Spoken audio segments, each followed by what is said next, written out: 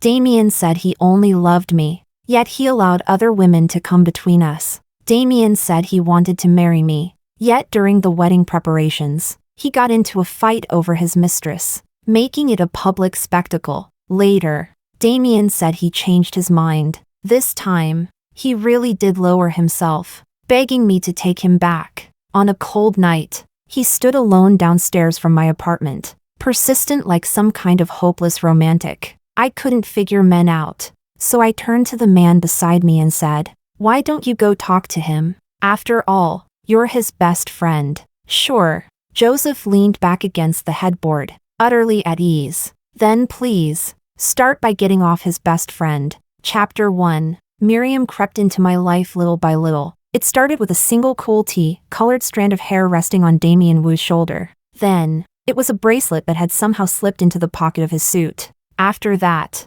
it became the lingering perfume on his shirt, the lipstick on the passenger seat, the excuses for coming home later and later. Finally, on the night of my birthday, she picked up Damien's phone and directly called me. "Sis-in-law," came her sickly sweet voice, so saccharine it made my eardrums ache. "Damien Wu's drunk at my place tonight. I'm afraid he won't be able to come home to keep you company." "That won't do. I'd hate to disturb your rest." I swirled the red wine in my glass, speaking evenly. "Send me your location. I'll send someone to pick him up." "What if he doesn't want to leave with you?" She let out a cold laugh over the phone. "Fernanda, you're not even officially Mrs. Wu yet. Don't overestimate yourself." With a sharp beep, the call ended. The servant hovered awkwardly nearby. "Miss Fernanda, should we still cut the cake?" "Of course. It's my birthday." I pulled out a chair as if nothing had happened. "Put all the candles on and turn off the lights." The moment 25 candle flames lit up the dark, a fine drizzle began outside. The city lights blurred into unfocused stars against the rain-speckled glass. I closed my eyes and made a wish to the sound of rain. I still remember, when I was 17, it was the same kind of rainy night. A young Damien, his face bruised, solemnly raised a lighter as a makeshift candle. "Damien will always be with Fernanda." See? A wish loses its magic the moment it's spoken aloud. When I opened my eyes again, the past was gone, and the faint candlelight went out with it. Chapter 2. I never believed that a man and a woman could spend the night together and remain pure, but my mother insisted I believe it. So what? As long as the Wu family acknowledges you as their future daughter-in-law, the rest can be dealt with after marriage. Your birth chart brings good fortune to the Wu family. They had a master read it themselves. On that alone, no one can threaten you. Nanda, don't be willful. Things are tough right now, and the Wu family is an important tree for us to lean on. Wu family, Wu family, Wu family. I rubbed at my ears in irritation. What? Are you planning to find someone else to take my place? Does he even know which doors lead to the Development and Reform Commission or the Ministry of Industry and Information Technology? That's not for you to worry about. As always, my mother picked up her teacup. Just do what you're supposed to do. Chapter 3. I often wonder, when exactly did my relationship with Damien Wu start to change? 17. A sudden heartbeat. 20. A whirlwind romance. At 23, we ended our time abroad and, just as everyone had expected, got engaged. Life should have settled into peaceful bliss from then on, until one day, Miriam appeared in his line of sight. At first, she was just a friend's little sister that Damien said had pulled some strings to get an internship at his company. Gradually, he mentioned her more and more. Sometimes, he didn't even have to speak. The smile would already be flickering in his eyes. Later still, he stopped bringing her up at all, explaining, "Fernanda, I'm tired. I don't have the energy to fight with you." Silence began to fill the space between us. My mother was not pleased about this. "Fernanda, how old are you? And you still can't tell what's at stake here? If it weren't for that investment from the Wu family, our factory would have shut down ages ago. You think you can still throw tantrums like some spoiled princess? Don't be foolish. In this world, people only acknowledge resources and money. The Wu family is the resource and money you can hold on to." Harsh as they were, her words sank deep into my ears. From then on, Damien's role in my heart began to shift, no longer just my lover, but a ladder to the sky. Was this ladder easy to climb? Not necessarily. Would I fall midway? Could be. All I could do was grip it tightly and force myself forward, one step at a time. Chapter 4. When I got the news that Damien Wu had gone on yet another business trip, I was stuck in the gridlock of South City's evening rush hour. David, my driver, looked anxious. He had just learned that his son was home alone with a fever. But the cars ahead and behind weren't moving an inch. There seemed to have been an accident up front. I patted his shoulder from the back seat. Mister, there's a subway station nearby. You should go. I'll drive myself. David was an honest man. After repeatedly refusing, he finally unbuckled his seatbelt with an apologetic look. It had been so long since I'd driven that the feel of the steering wheel was almost unfamiliar. After adjusting the seat, the wall of cars ahead finally began to loosen. I carefully pressed down on the gas and slowly followed the flow forward. Chapter 5. I didn't go home. Instead, I made a U-turn and took another road, south of South City, between the prestigious Provincial Experimental High School and the Conservatory of Music. There's a quiet, unremarkable alley. In it sits a tiny beef noodle shop, business modest. Yet it has somehow survived for over a decade. The owner brought out freshly cooked noodles, the familiar aroma rising straight into my nose. So many things in life had changed, but thankfully, the taste I cherished remained the same. Well, the rich madam likes to squeeze into a shabby little shop for noodles? The voice came from the table diagonally in front of me. Its owner was stirring a bowl of the same freshly cooked noodles with his chopsticks. I swallowed the bite in my mouth and replied without looking up. And you, the famous big-name producer, aren't you doing the same? How come you're alone? Where's Damien? Dead. Joseph gave a short laugh. Dead in your heart.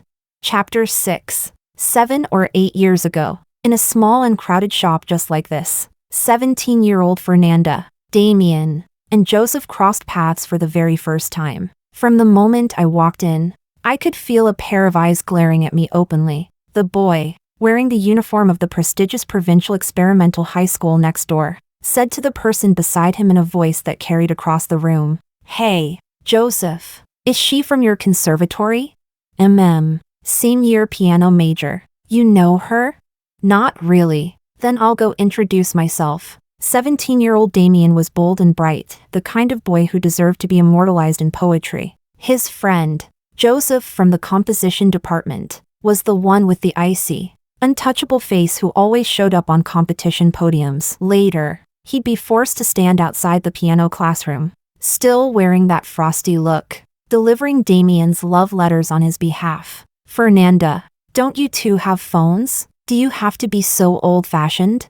Every time, I'd grin and drag him to the vending machine at the stairwell, letting him pick whatever he liked. Provincial Experimental was one of the top high schools in South City, and the academic pressure was enormous. If I wanted to see Damien, it could only be during the lunch break, when both our schools allowed students to go out. To avoid being caught for dating too young, we had to meet at the most inconspicuous noodle shop, and we had to bring Joseph along as cover. This future top-tier music producer, famous across the industry, spent those years wedged between Damien and me like an oversized third wheel, stoically enduring it with a scowl. Once, the three of us skipped evening self-study to go to the movies. The film told the story of a sharp-tongued male supporting role who rose to the top. I tugged Damien's sleeve and whispered, "That actor kind of looks like Joseph." "Yeah." Damien nodded. "He's got the same sharp tongue too." "Shoo. Keep your voice down. People in the composition department have freakishly good hearing."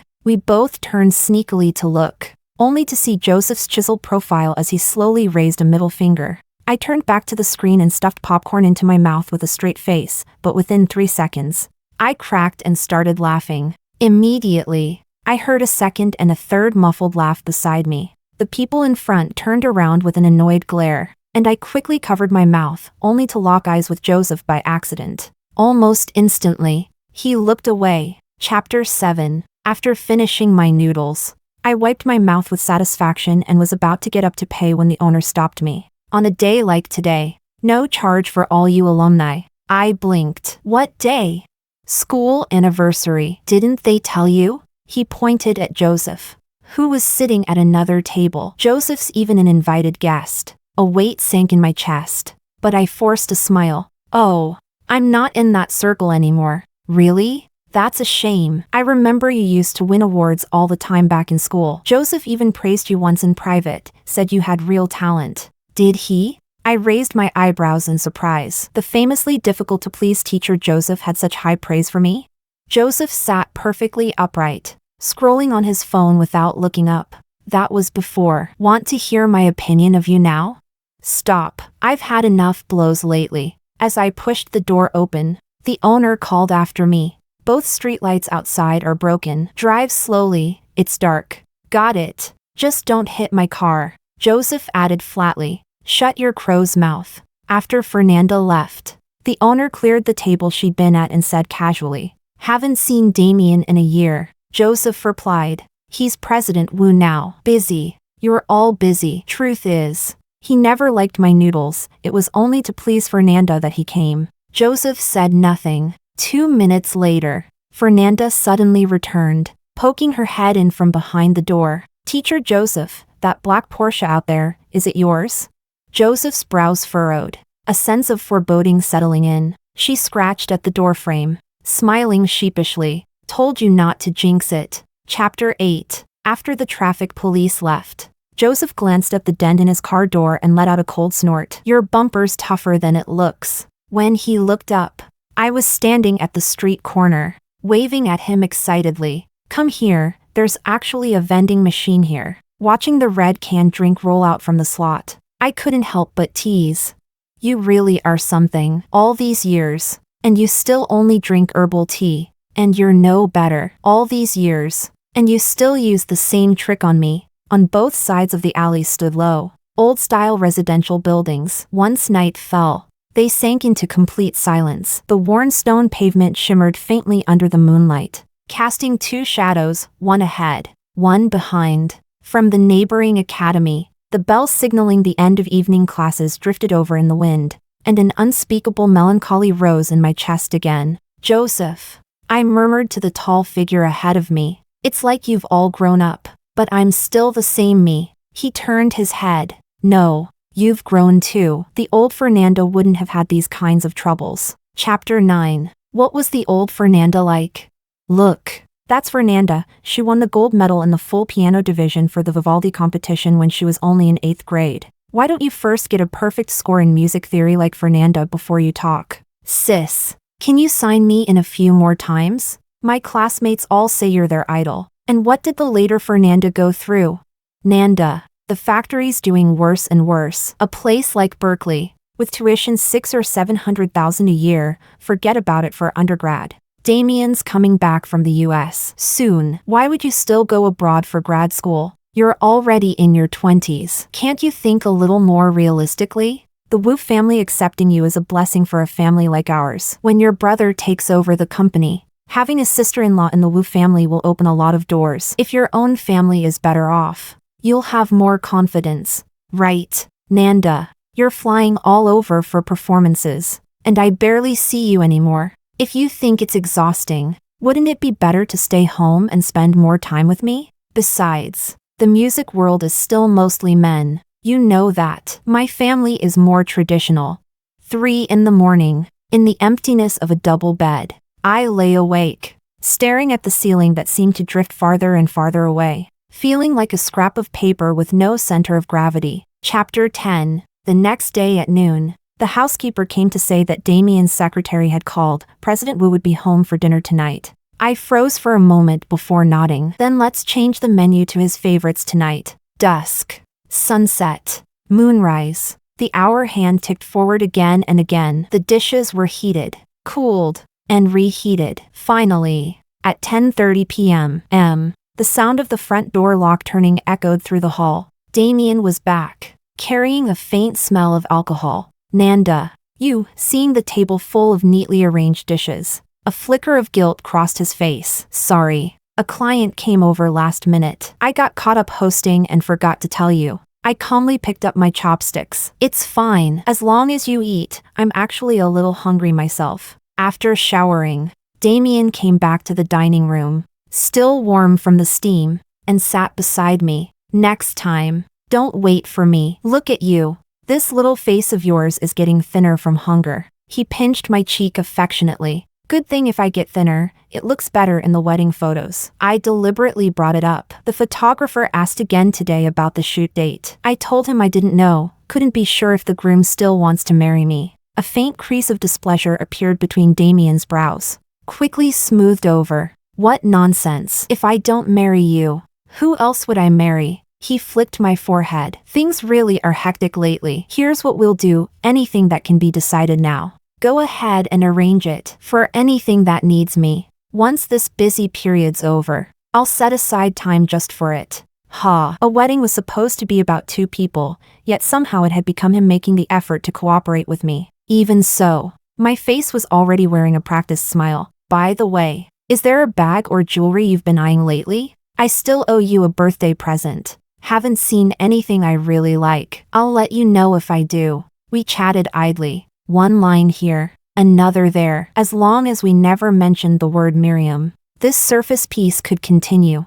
I was tired too tired to even want to fight anymore. Chapter 11. Later that night, after I'd taken a shower and just pushed open the bathroom door, a pair of arms suddenly wrapped tightly around me from behind. Soft, urgent kisses trailed from behind my ear, down my neck, across my collarbone, all the way lower, claiming every inch until finally, they curved back and found my lips. I closed my eyes, wrapped my legs around Damien's waist, and let instinct take over. When the clouds cleared and the rain ceased, Damien, satisfied, got out of bed and went back into the bathroom to rinse off again. I sat up naked, my long hair falling over my chest, my eyes unfocused as they stared ahead. It was a strange feeling I'd never experienced before. My body was full, yet my soul felt emptier than ever. Why? Steam billowed from the bathroom. I heard footsteps approaching, and Damien wiped the water from his face. I'm done. Your turn. The rest of the word was swallowed by a sudden kiss. For the first time ever, I reached for Damien with an overwhelming hunger, demanding from him instead. Under the shower head, 2 bare bodies tangled together again. The sound of water overlapped with the sound of water, breaths covering breaths. The temperature kept climbing, until in the end, it was no longer about desire or affection. It was raw, feral need, tearing through any semblance of reason. I don't remember how we stumbled our way back to bed. I even wondered if the person making love to him at that moment was really Fernanda. It wasn't the Fernanda I thought I knew, nor the Fernanda he believed he knew. It was someone whose soul was withering, desperate to devour anything to fill the void. Someone so hungry she'd lost her face entirely. At last, we both collapsed on the bed, too drained to speak a single word. Damien fell asleep almost instantly, even letting out the faintest snore. As the ecstasy ebbed away, it felt like I'd fallen from the clouds back to the ground. Everything was damp and sticky, unpleasant, but I couldn't move. I just stared blankly at the ceiling, and as I stared, tears suddenly rolled down my cheeks. No. Something was entirely wrong. Even when Damien had knelt between my legs, the emptiness inside me hadn't been filled in the slightest. At the very peak of physical sensation, my mind had been eerily calm. Not even the name Miriam had crossed it once. Shouldn't I have felt disgusted? Shouldn't I have felt repulsed? But there was nothing. Throughout the whole thing, Damien might as well have been a toy. I had used him as a toy. Chapter 12. In the days that followed, Damien, now addicted, came home from work as early as possible and stopped scheduling any more business trips. Those nights, the ceiling in my line of sight rose and fell like waves. Damien hovered above me, eyes clouded with desire. Wife, you are amazing. You're amazing too. I stroked his short hair and praised him. Good boy. Lower your head a little more. That powerful sense of detachment was still there, but I was starting to get used to it, maybe even skilled at it. And during this period when Damien was being overly domestic, someone else was on the verge of going mad. Miriam changed her number 3 times, sending me all kinds of harassing text messages, vicious curses, biting sarcasm, and spiteful jabs, enough to make me feel like I was the mistress. I calmly blocked every one of her numbers, then turned back to continue training my man. So, in a sense, Miriam had also become my toy. Chapter 13. Every night, after wearing Damien out and putting him to sleep, I would get dressed again and sit down at the grand piano in the living room. It wasn't until we lived together that I learned Damien had mild insomnia. If he wanted to rest, the piano lid had to stay shut. But now, it seemed, I had nursed his nerves into perfect health. The moment the first note rang out, the entire living room became a vast stage. Strings of notes flowed from my fingertips back into me, slowly mending the invisible cracks. Only in these moments could Fernanda become whole again. When the piece ended, I picked up my phone from the tripod, went into the study, edited the recording, and posted it online. The next morning, the numbers were surprisingly good. After several consecutive posts, my account began to see noticeable growth. One day, I received a private message in the back end. Your playing reminds me of a performer I heard at the Central Conservatory concert 3 years ago. Do you do any live performances? I replied, you flatter me. I've been away from the scene for a long time, afraid I won't have that kind of opportunity again. A few hours later, they answered, what a shame. I'll look forward to the day you return to the stage. I couldn't help clicking on their profile. There was nothing there, except for an IP location, also in South City. Chapter 14. Knowing how hard it is to book time with the great producer Joseph, I decided to call him directly. A scoring project? Are you sure? What? Think I'm not up to it? That's not it. On Joseph's end, the background noise gradually faded. He'd moved somewhere quieter. Does Damien know?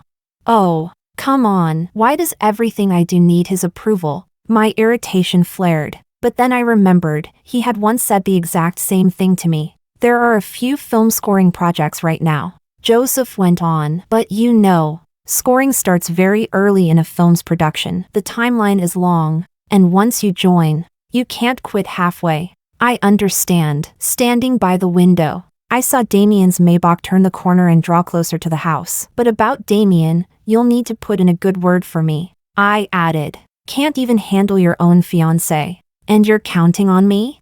Hey, you're his best friend since childhood. He actually listens to you, okay? I pleaded. Please. I'm begging you. If this goes on any longer, I feel like I'll die. You can't just stand by and watch. Joseph gave a soft chuckle over the phone. Fine. I'll pull you out of the water. How are you going to thank me? I ordered 3 cases of herbal tea and had them sent to your place. Fernanda, could you be any cheaper? Outside, Damien got out of the car, lifting a bouquet of roses from the back seat. Joseph, I murmured into the phone, you believe me, right?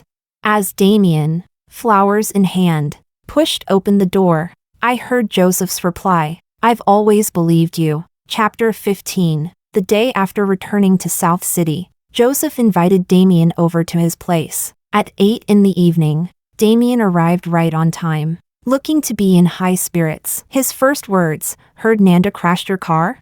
Joseph poured them both a drink, and the two men fell into easy conversation. When the whiskey was down by a third, the real topic finally surfaced. Out of all the people in the industry, why her? Damien's disapproval was obvious. Nanda hasn't touched the stuff in over 2 years. Doesn't seem like a fit. You underestimate her. With her skill, there's no way 2 years off would let the competition catch up. Damien narrowed his eyes. She came to you?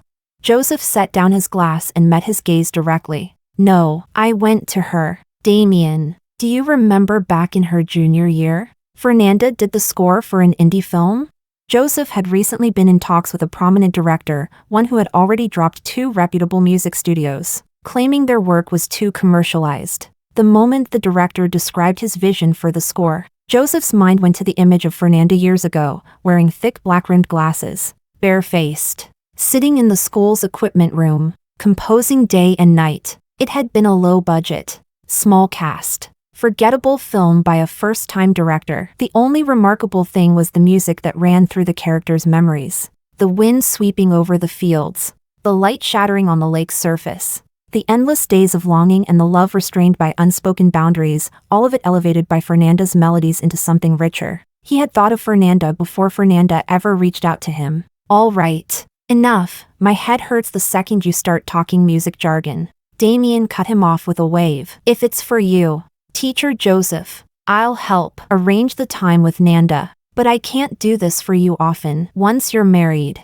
she'll have plenty of duties as Mrs. Wu. Do you have any idea how rare it is to find someone like Fernanda? Who's both a top performer and a talented composer? Keeping her shut in at home just to accompany you to social events, that's a crime in my book. You make it sound like I'm mistreating her. Damien scoffed. Plenty of people would kill for this kind of life. Joseph was about to argue, but his eyes caught on a faint, telltale mark peeking from Damien's collar. Noticing, Damien quickly adjusted his shirt, his tone taking on a hint of pride. Nanda's been different lately. Oh, and what's with all the herbal tea at your door? Got too much heat?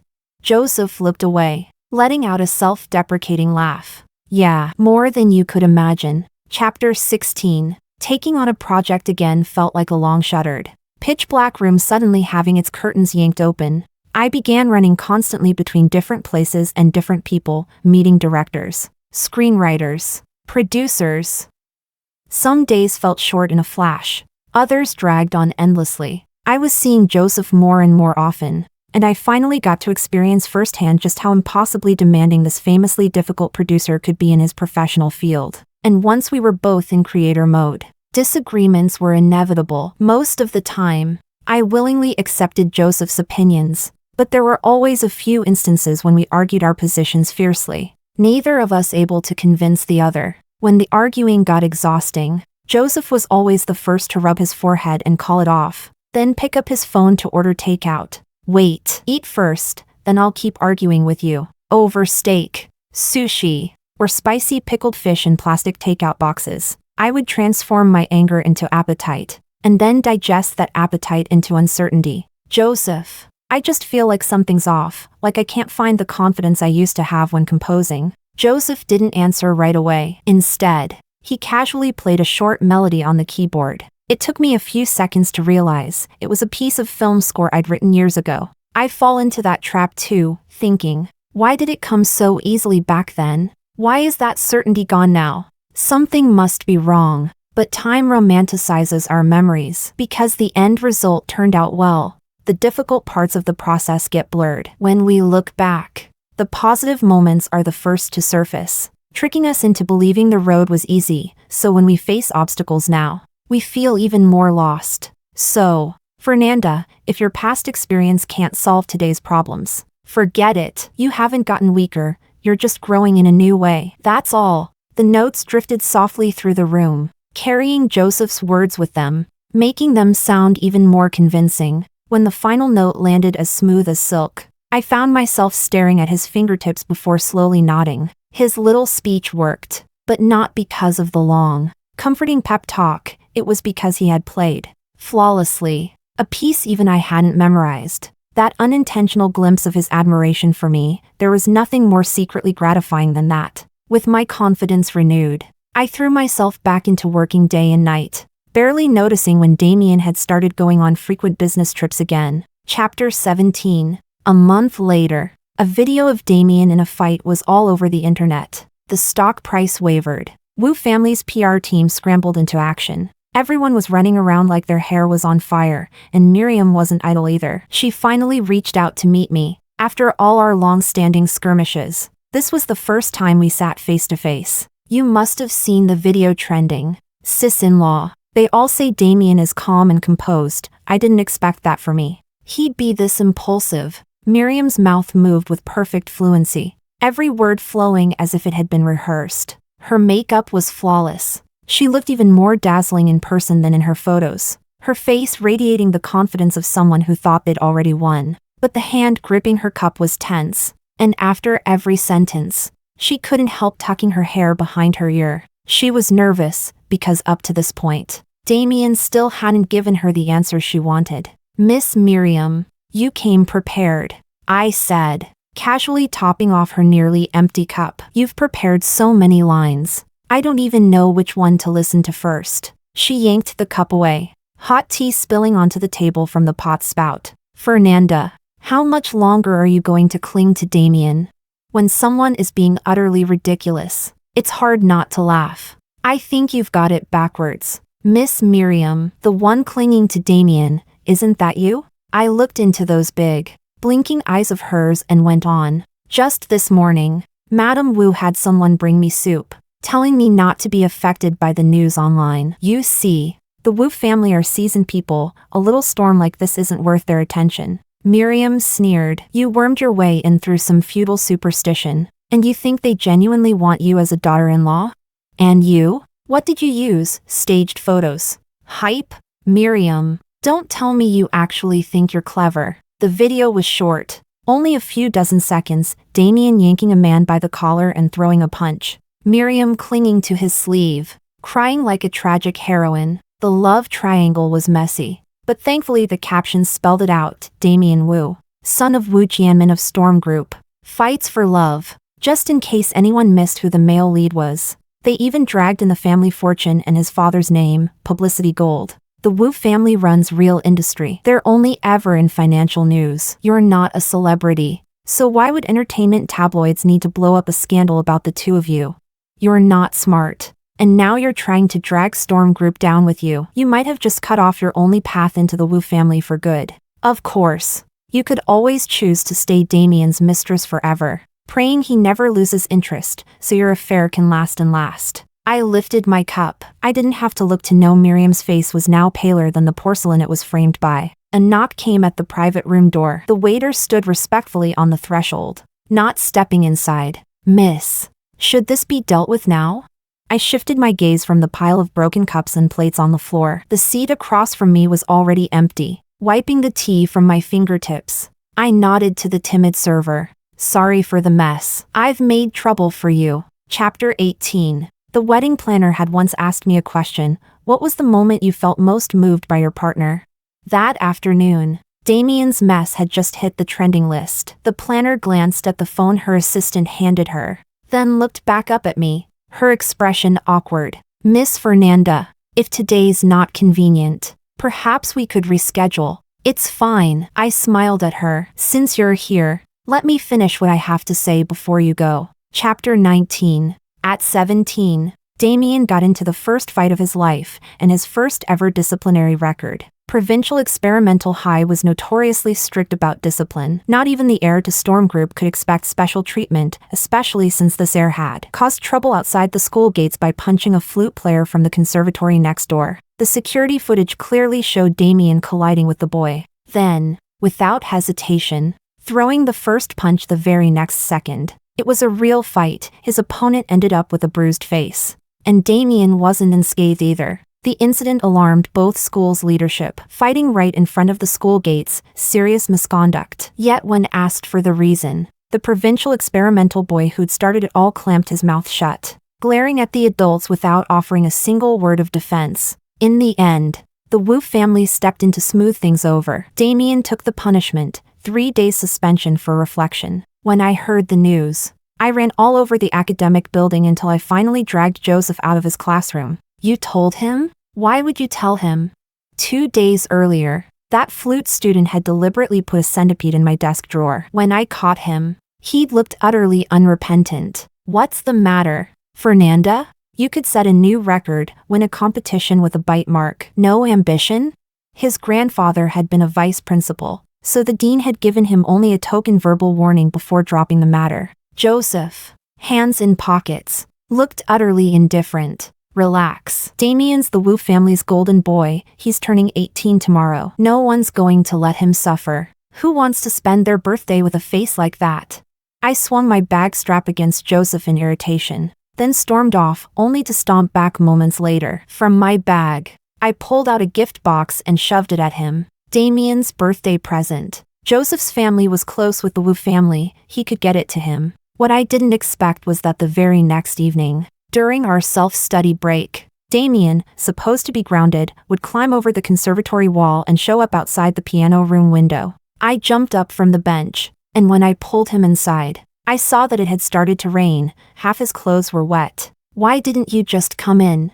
Heh. You were playing so beautifully. I didn't want to interrupt. There was still a cut at the corner of his mouth. When he smiled, it pulled awkwardly at his lips. Idiot. I sniffed, my nose prickling. Why bother with him? He's always causing trouble. Teachers can't even control him. If he dares to mess with you, I have to hit him. Damien grinned, not taking it seriously in the least. I got the gift, thank you. Wife. My face went crimson. Don't call me that. What? You're not planning to be my wife in the future? He squeezed my cheeks. Too bad. It's my birthday. I'm making a wish. And you can't escape. So, on that stormy night, in the darkened piano room, a small flame flared from a lighter. That tiny glow reflected in the eyes of 18-year-old Damien, brimming with hope.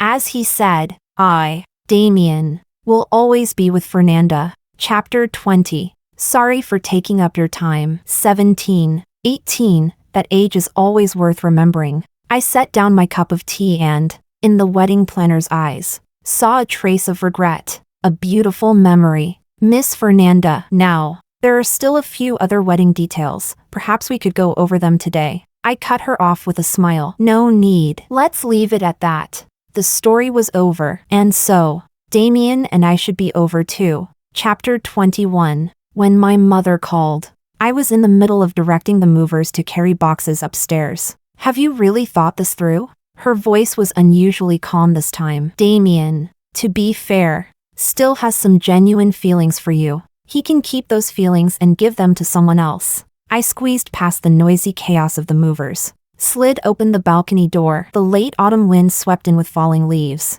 hitting my face and making me hunch my shoulders. Don't worry, Mom. I'm taking on projects now and earning my own money. If the factory needs funds in the future, I can invest. With what you earn, it's not even enough to pay the workers' salaries. She sighed. Forget it. Since your father passed, it's a miracle this factory has lasted this long. Worst case, we sell it. No point in anyone worrying anymore. Mom, you've worked hard all these years. I have, she said, then paused. And now I have to return all the betrothal gifts to them. Since you've decided, take care of yourself. Chapter 22. My new apartment wasn't big or luxurious, just an ordinary unit in a regular residential complex. The landlord had once been a band drummer, and he'd knocked through the bedroom and study to make a rehearsal room. That was why he'd never been able to sell the place, and why I'd rented it the moment I saw it. So you're going full-on career path now, Joseph said after touring the place. After breaking off the engagement with Damien, my social life had gone quiet. Without realizing it, Joseph had become the friend I saw most often. Then I'll be counting on Teacher Joseph to guide me, help me reach the peak of my career. I handed him a cup of tea. But Teacher Joseph, visiting my new place empty-handed? That's not like you. Joseph sank into the sofa, propping his head up lazily, and glanced at me. I brought myself. Doesn't that count? I gave him a once-over, and a sudden spark lit in my mind. It counts. Chapter 23. The first time Joseph appeared in one of my videos, it immediately brought wave after wave of traffic. Watching the view count climb at breakneck speed, I couldn't stop grinning. Returning to the industry, I'd learned an important truth: if you want to make it, you need solid professional skills, but you also can't neglect the business side of things. When I shared this insight with Joseph, he didn't comment directly, just coolly stated that I had to let him preview every video before posting. With the producer Joseph making on-camera appearances, my arrangement videos were pushed in front of several major music influencers, which in turn brought in small collaboration offers. The comment section began to see critical voices, video after video. People accused me of riding on Joseph's fame. A few years ago, that kind of remark would have made my face burn with embarrassment. Now, I could read it and just move on. I'd grown far more pragmatic. If I'd already given up the halo of the Wu family, it wasn't to return to the scene and keep being invisible. I had to work to fill those missing years, using every resource available to step back into the market spotlight. And besides, the resource in question didn't seem to mind, so why should I be precious about it? But one day, after a client meeting, I unexpectedly ran into Damien in the elevator of the same office building. The moment he saw me, his secretary tactfully stepped out. The doors slid shut, and in the mirrored panel, two distant figures stood apart. Our first meeting since the breakup, the sense of estrangement was already so deep. Halfway down, Damien finally lowered his phone and spoke his first words. When did you and Joseph start? Huh? I froze for a couple of seconds before replying. It's been a while. Before we broke up? There was one time then, but I was about to say, but you already knew that. When the elevator doors opened again, Damien didn't give me the chance to finish, he just threw out, coldly, "Fernanda, how much right do you have to judge me?" and walked out without looking back. It wasn't until his figure disappeared that I realized, oh, that's the kind of start he meant? Chapter 24. For half a month straight, Damien kept replaying the scene from the day he fell out with Miriam. What stuck with him wasn't the woman herself, stupid enough to try and set him up, but the video she'd flung at him once she realized there was no turning back. Damien, do you really think this will make Fernanda forgive you? Don't flatter yourself, you don't even realize you've been wearing a cheating crown this whole time. On the screen were two faces he knew better than his own, the fiancé who had so decisively broken things off with him not long ago, and the childhood friend he'd grown up with. The footage itself was ordinary, just the two of them in front of a camera, talking openly about a composer's daily work and experiences. Nothing shady, nothing that couldn't see daylight. Damien set his phone down with little concern and glanced again at Miriam's twisted expression, suddenly questioning how he had ever been drawn to someone like her. Once Miriam was dealt with, winning Fernanda back was only a matter of time. He was certain she would return, after all. A love that had grown from their teenage years wasn't something easily thrown away. Of course, he had to admit, after everything that had happened, they both needed time to process. Miriam's clumsy attempt at sowing discord was soon forgotten, until one business trip when Damien's flight was delayed, killing time in the VIP lounge. He suddenly remembered Fernanda's account. He clicked in casually, just to pass the time, yet the more he watched, the darker his expression became. There they were again, side by side in front of the camera, discussing one specialized topic after another, exactly the sort of technical talk that always gave him a headache. No inappropriate gestures, no overt intimacy, just, the longer he watched, the more they fit. Especially when they hit upon a shared idea, Fernanda would turn to Joseph, with eyes lit up in a way Damien hadn't seen directed at him in a long time. The comment section was full of people shipping them. His fiancée and his best friend were shipworthy? Then what did that make him? Outside the airport, the rain was pouring harder. A ground staff member apologized and informed them that the flight was postponed until the next morning, asking passengers to move to hotels for the night. That evening, nearby hotel rooms were scarce, and even first-class passengers were crammed into cheap express hotels. Damien glanced around at the worn furnishings, rubbed his temples, then turned around and left. He stepped into the dim stairwell, leaning against the wall to light a cigarette. Rain streaked down the window glass, over and over washing across the faint reflection of his profile in the light. His thoughts tangled with the smoke, Miriam's words cracking like thunder in his ears. Fernanda and Joseph. Is there really something? Once the seed of suspicion took root, it grew wild, like a vine forcing its way into every memory, twisting them out of shape. Had Joseph always looked at her with such focus? Hadn't her playlists always included a few songs composed by him? And that beef noodle shop, bland as it was, why did it seem like they were the only two who loved it? One memory after another played in his mind, clear and blurry, precise and distorted, until his head spun. By the time Damien came back to himself, 4 or 5 cigarette butts had gathered at his feet. Outside, the rain had stopped quietly, and the cancelled flight, no matter what, was never going to take off on schedule again. Chapter 25. The cloud of suspicion had been pressing down on Damien for days, and of course, it was at that exact time that Fernanda walked into that elevator without warning. He'd gotten his answer, but it felt like his soul had been left behind in that elevator. She admitted it, so cleanly, so decisively, without a single flicker of guilt.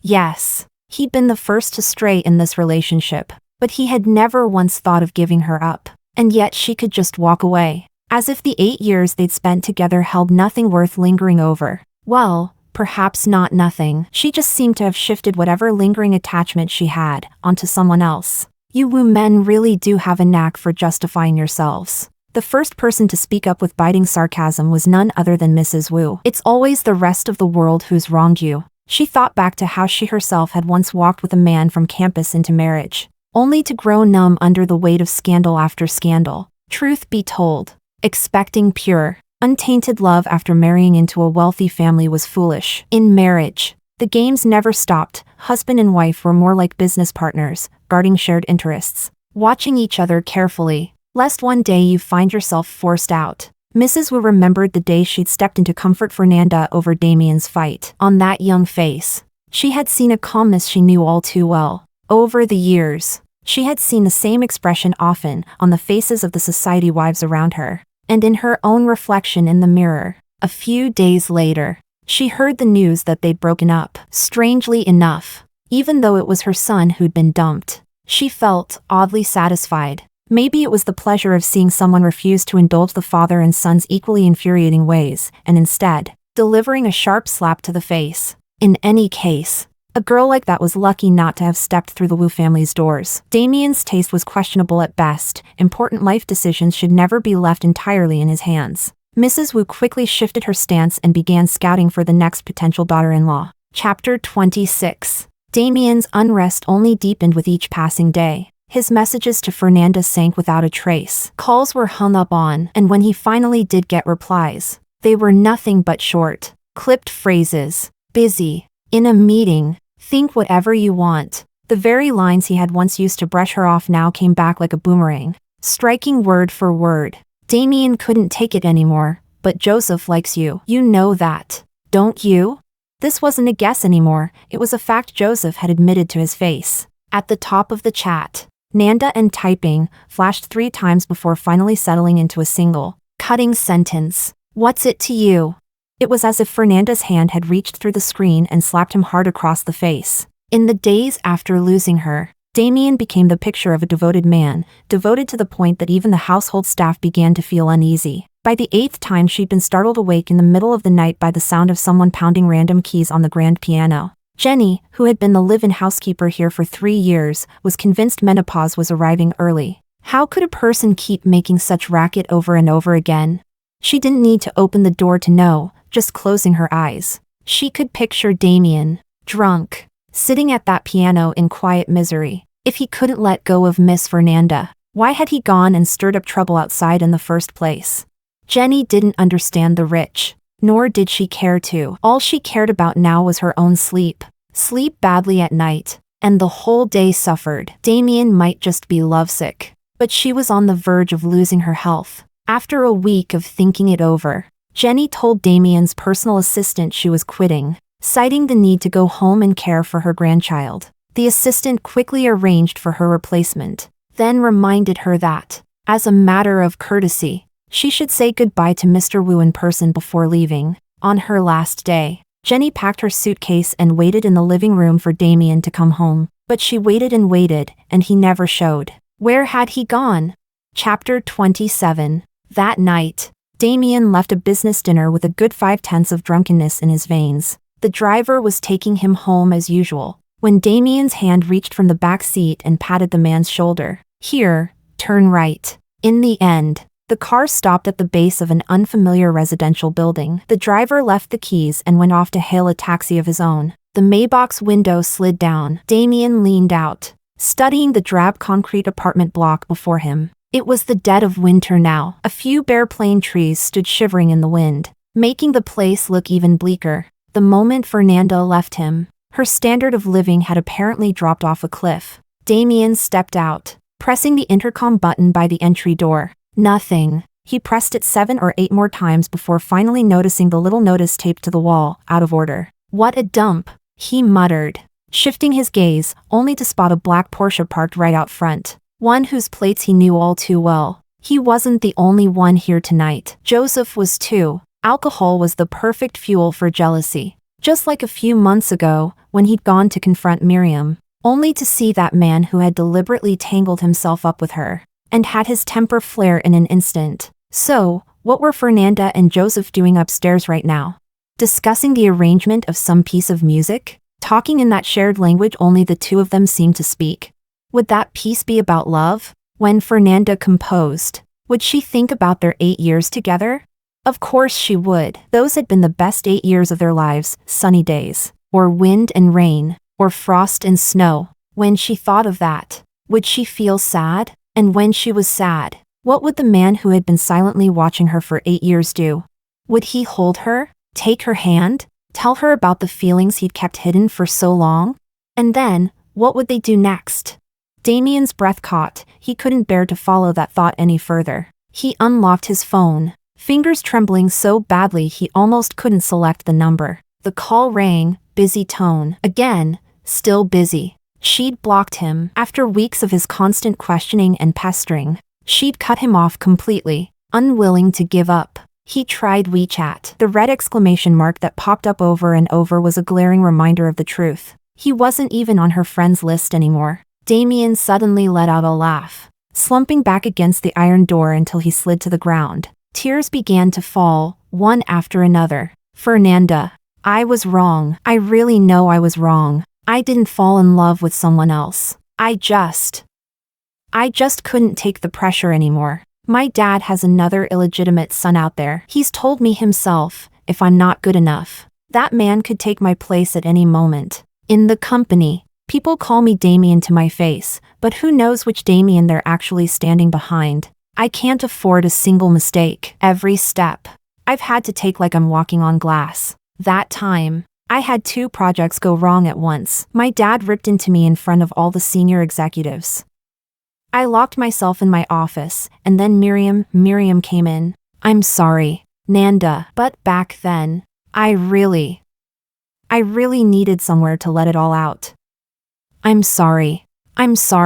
As the night deepened, a thin dusting of snow began to fall in the northern wind. The flakes drifted down soft and silent, quieter, lighter than the rain that had fallen on his 18th birthday. Damien tilted his head back. Above him, the hazy night sky spread like an enormous dream catcher. Memories fell heavier than the snow, tumbling over one another, surging in a tide. He saw, in that noodle shop where they'd first met, the moment 17-year-old Damien had walked toward the Music Academy's piano student, and the flicker of shock and panic across 17-year-old Joseph's face. He saw, on every walk the 3 of them had taken together, how Joseph always slowed his pace on purpose, falling behind so his gaze could rest undisturbed on the pale curve of the girl's neck. He saw, the first time Miriam had tried to take his hand when no one else was around, how he hadn't pulled away, not knowing that just beyond a one-way glass, Joseph's eyes had darkened with some unnamed emotion. And he saw, now, in a certain apartment above him,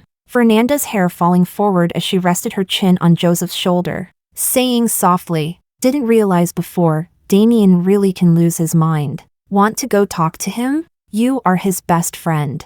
After all." Sure. In his line of sight, Joseph's hand slid to her waist as he leaned back against the headboard, perfectly at ease. "Then do me a favor, get off his best friend first." Chapter 28. Damien opened his eyes again, waking up in the spacious back seat of his own car. Morning had already broken. 3 or 4 unfamiliar faces were peering in through the window at him. An elderly man in a security guard's uniform tapped on the glass, beckoning for him to get out. "Hey, young man, you don't live in this complex, do you? What are you here for?"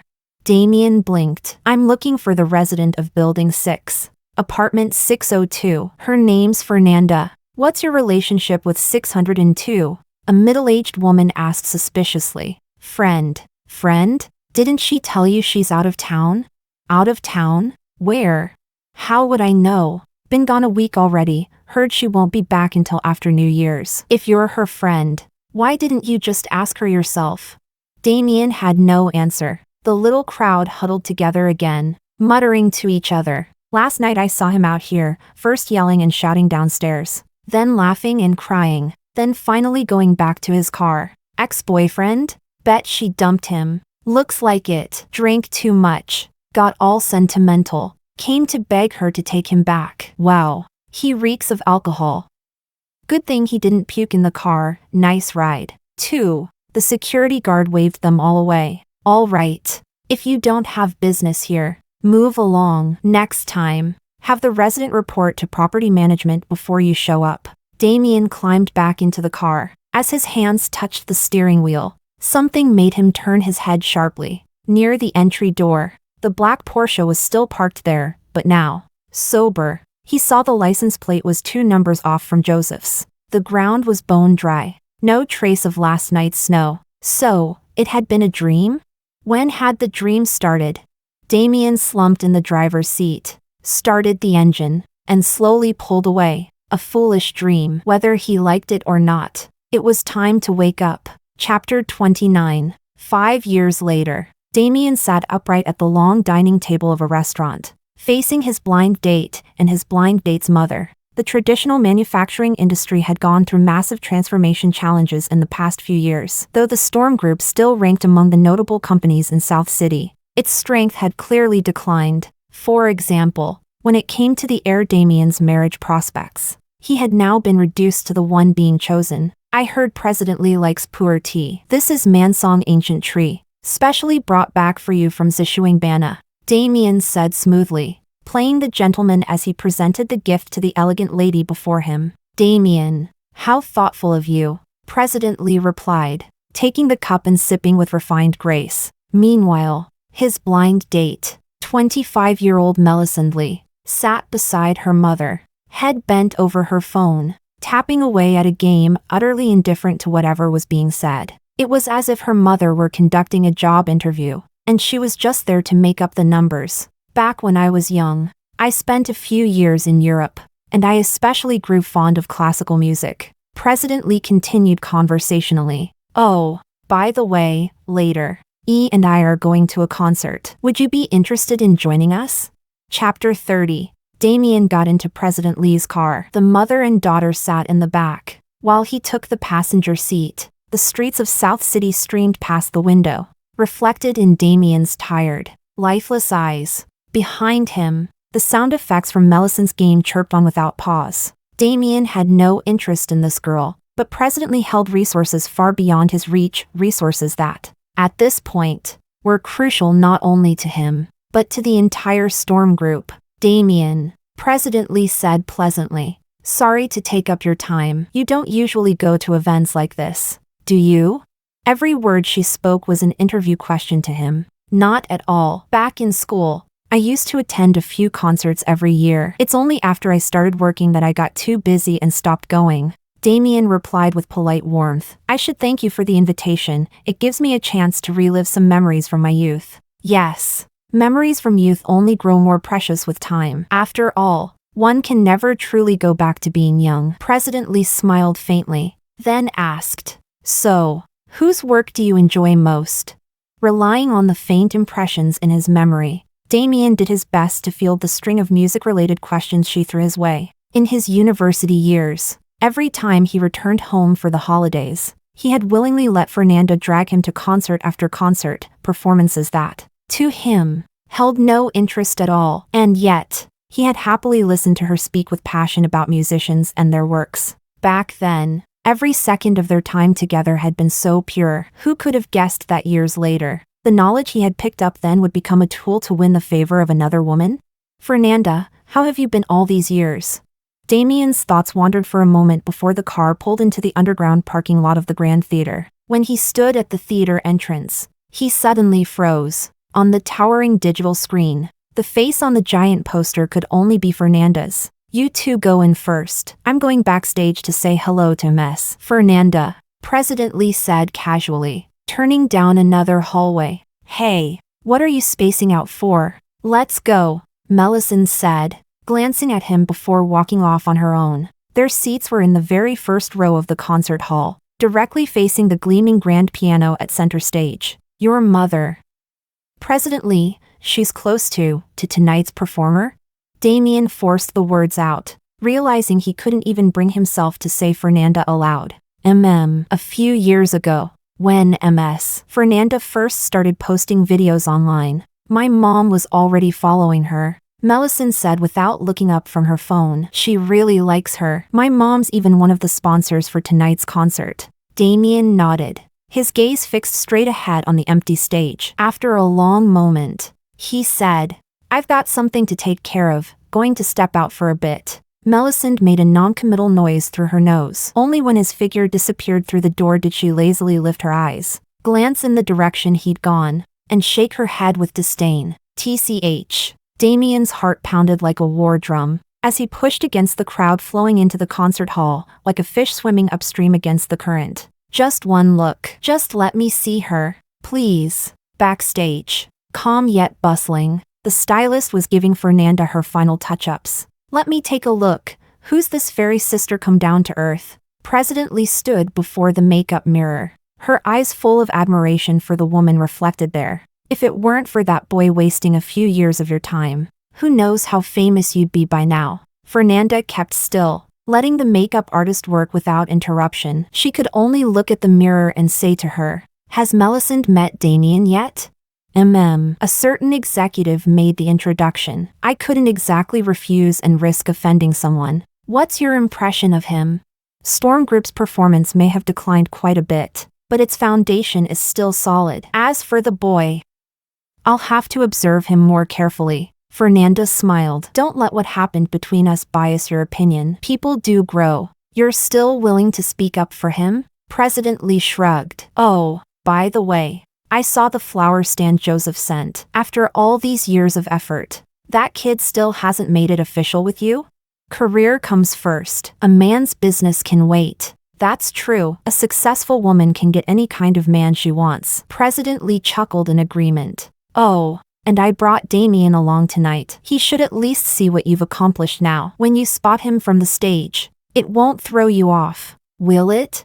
The makeup artist swept on the final stroke. With assistance, Fernanda slowly stood up, dressed in a custom haute couture gown. Of course not. She lifted one side of her skirt, her face composed. New friends, old friends, they're all part of the audience. Out front, the host was giving the opening speech. Backstage, crew members were at their posts, waiting for the signal. Fernanda stood just behind the door, ready to step onto the stage. Suddenly, a commotion broke out down the hallway. Everyone backstage could hear a man's urgent approach. I won't take long.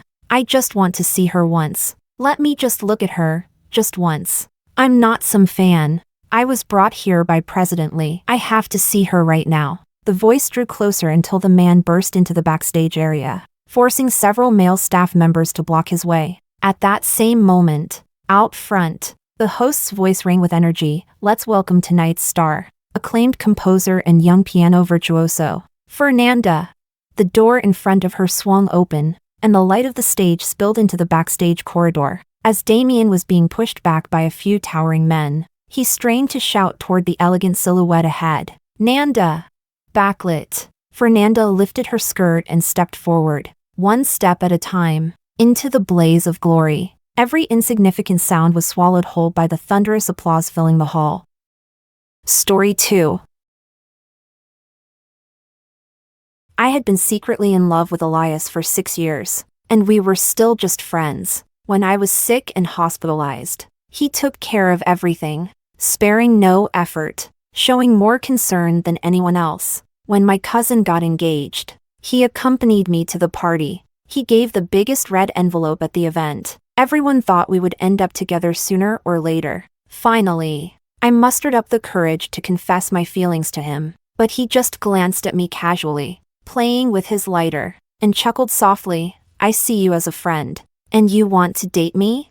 Lisa, stop joking. Be good. I stayed silent for a long time before nodding. Okay. After that day, we didn't contact each other for a long while. The next time he called me was 2 months later. He asked casually, "What have you been up to lately? Haven't seen you in a while." I glanced at the man across from me, who was distinguished and cold, and replied honestly, "Oh, I'm on a blind date." As soon as I said it, I heard the sound of a phone being smashed on the other end of the line. Chapter 1. I never thought things between Elias and I would come to this. He leaned casually against the railing, his expression relaxed, a slight smile tugging at his lips as if he'd just heard a joke. He asked me, "Tell me, what do you like about me?"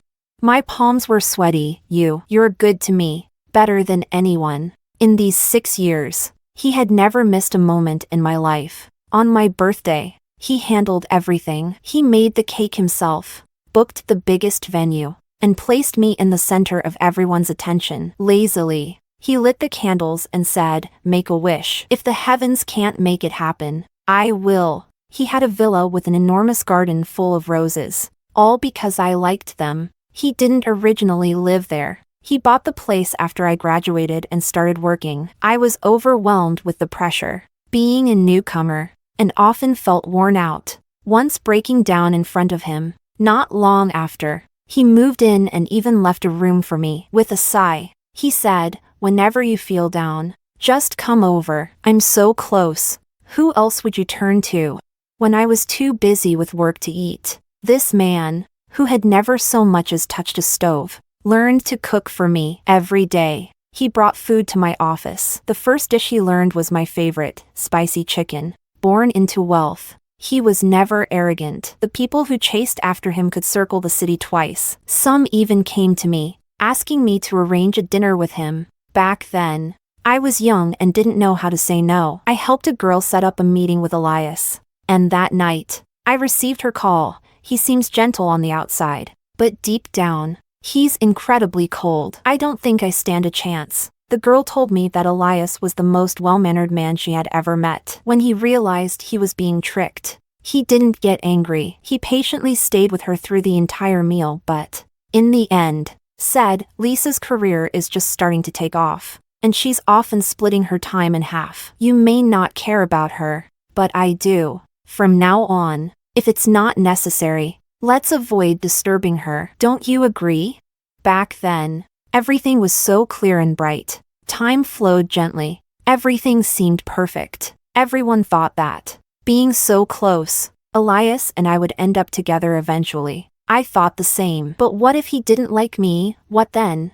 Chapter 2. Elias raised an eyebrow and, after a long pause, lowered his gaze and spoke my name seriously. Lisa, you're 25. How many people have you really met? Someday, there will be someone who treats you even better than I do. I froze, already knowing what his answer would be. For a moment, I felt a lump in my throat. It seemed like I had ruined everything. I had seen him reject girls before. Beautiful women would cry in front of him, their dignity in tatters, confessing how much they liked him. He never wavered. He would even instinctively create distance, his coldness enough to make anyone tremble. I thought I was different. But now, it seems I wasn't. I was wrong. Noticing that I was on the verge of tears, he raised his hand, intending to wipe them away as he used to, but halfway through, he seemed to remember something and lowered his hand, picking up his lighter and flicking it twice in frustration. I wasn't ready to give up, but over the years, there's been no one else by your side but me. Can't we at least try? I really like you, Elias. I truly do. I was rambling, but his expression grew even colder. Suddenly, I felt embarrassed. Having known him for so many years, I was more aware than anyone of what that look meant. He was growing tired of me. And then, he chuckled softly, a bit nonchalantly, as if he was making his final decision on the matter. I see you as a friend, and you want to date me? Do you really think that's appropriate? Lisa, stop joking. Be good. I was silent for a long time. I knew that this was the end for us. We wouldn't even be friends anymore. But I asked myself, will I ever meet someone like him again? Someone who cares about me, who takes care of everything, just like he does. I covered my face and cried out loud. He sighed, lowered his eyes to look at me. He didn't say anything, but somehow, it felt like he said everything. After I finished crying, he helped me up. His fingers curled slightly as he lifted me, but then he quickly withdrew his hand and stuffed it into his pocket. He then gestured with his chin toward the 2 large bags in the living room. These are gifts I brought you from this business trip. Take them with you. I glanced over. They were filled with luxury items from domestic and international brands. Any one of them would cost me several years' salary. He had given me gifts like this many times before, no matter how expensive. For him, it was nothing more than a casual gesture. He always found countless reasons to give me something: promotion, a pay raise, or simply because I wore a beautiful dress on a sunny day. If I didn't accept, he would get upset. Over time, I learned his moods, so I started giving him gifts in return: sweaters and scarves I knit myself, or ties and cufflinks I carefully selected. When he received them, he always smiled. My friends would say, "The way you two are, it's basically like dating." If he doesn't like you, no one would believe it. But she was wrong, and so was I. Elias only saw me as a friend. I don't want them, I said. He nodded. Okay. Without saying much else, as I was about to leave, I looked back at him. He was sitting quietly on the sofa, his expression unreadable. a cigarette between his fingers. He seemed somber. I thought about our past and suddenly stopped in my tracks. Maybe I should try again. I could take it slow. Pursue him. Show him that my feelings were genuine. What if, just maybe, it worked? But before I could speak, he beat me to it. The key to the villa. Do you have it with you? Give it back to me. I had carried that key with me for many years. I never used it. I never lived there. But I always feared he might forget his key or something might happen to him at home. Wherever I went, I kept it with me. And today, it finally had a purpose. I don't even know how I fished that key out of my bag and placed it in front of him. All I knew was that I must have lost my composure in front of him. Because when he took the key, he looked at me, stunned for a moment, then spoke almost indifferently, with a hint of disappointment in his voice. Lisa, I always thought you were different from other girls. I stood there, feeling embarrassed and speechless, unable to defend myself. I confidently told him I liked him, but I forgot that, until that moment, we had only ever been friends. And he came from a prestigious family, surrounded by countless girls who approached him under that very same guise. Over time, he had grown tired of it. He once publicly said that he would never date a friend. That was the reason why I was his only female friend. When I first learned about this, we weren't that close, and I wasn't even attracted to him then. So, I just casually laughed it off and didn't think much about it. But now, it seems that from the very beginning, he had clearly drawn the line between us. He treated me with genuine sincerity as a friend, assuming I viewed him the same way. We admired each other, but it had nothing to do with romance. But now, he suddenly realized that wasn't true. I was a coward, someone who had harbored secret feelings for him all along. And today, I finally revealed my true intentions. Chapter 3. Afterward, I took 2 days off and went on a little trip to a nearby city. During that time, Elias didn't contact me. Before, we used to talk almost every day. It didn't take long for me to adjust. I threw myself back into work. My colleagues asked me about Elias. Where's that super handsome rich guy? How come he hasn't brought you lunch lately? He had been so flashy before. Everyone knew how good he was to me, even to the point of spoiling me. I said, he's busy. He won't be coming around anymore. But just as I finished saying that, one of my coworkers came back upstairs after picking up their takeout and sat next to me. Teasing, didn't you say he wasn't coming anymore? I just saw him downstairs. He must be here to see you, right? For some reason, a small sense of hope welled up inside me. I pulled out my phone, but there was no message from him. My coworker dragged me to the window, pointing to the figure below. Look, I'm not wrong. It's him, right? You should go down. I clenched my fists. But in the next moment, I saw a girl walking toward him from the front. I recognized her. It was Nicole, the girl who had chased Elias most persistently. Nicole came from a good family and had a spoiled personality. She somehow found out that I was close to Elias and deliberately sought me out, threatening to make my life miserable. Back then, I was so mad that I fought with her. When Elias arrived, it was the first time I saw him that angry. His face dark with fury as he told Nicole to get lost. Then, carefully, he bandaged my wounds, clicking his tongue. I didn't know you had such a fierce side. Don't worry, she won't bother you again. In that moment, I genuinely thought that maybe he liked me too. If only I could break the unspoken barrier between us, then I could openly stay by his side. Nicole walked up to Elias, said something to him, and slowly, his expression softened, and he smiled. At that moment, I regretted having such good eyesight. Not long after, Elias went to open the car door. I don't know if it was just my imagination, but it seemed like he glanced in my direction for a split second. But just as quickly, he looked away. Nicole got into the car. The car drove off. My coworker laughed awkwardly. Maybe I was mistaken. I said, no, you weren't. That was him. It's just that he wasn't here for me. Chapter 4. It wasn't long before everyone at the company knew that Elias and I were over. Someone quietly asked me, did he dump you? I shook my head and took a sip of my coffee. No, we were never together in the first place. The other person looked at me in shock. their mouth hanging open. I thought when you said you weren't together, it was just an excuse not to make it public. No, from the beginning to the end, we really weren't together. No one believed it. The mighty Elias, lowering himself to talk to a girl so gently, taking care of her every need. And it was all just because they were friends. But maybe he even forgot that he didn't treat any of his other friends that way. She thought for a moment. You probably didn't know this, did you? Back when you first started here, he actually came by the company himself. He had a long conversation with the boss in the office. I froze.